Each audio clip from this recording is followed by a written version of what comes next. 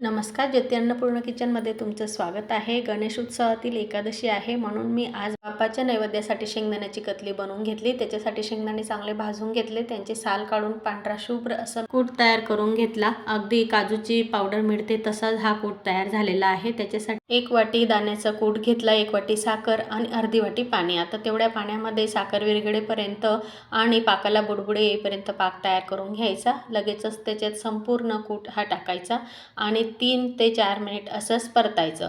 कढईपासून सुटायला लागलं म्हणजे हे सारण आता तयार आहे। असं चमच्याने पडायला लागलं म्हणजे गॅस बंद करायचा। लगेच एका ताटाला तूप लावायचं आणि संपूर्ण सारण याच्यात काढून घ्यायचं। आता एका वाटीला तूप लावून व्यवस्थित हे सारण सेट करून घ्यायचं। थंड झाल्यावर हाताने एकसारखं थापून घ्यायचं। लगेच आजूबाजूच्या कडा काढायच्या आणि सुरीने कट करून वड्या तयार करून घ्यायच्या। अगदी बाजारात काजू कतली मिळते तशाच 10 मिनिटात शेंगदाण्याची काजू कतली तयार। नक्की करून बघा। धन्यवाद।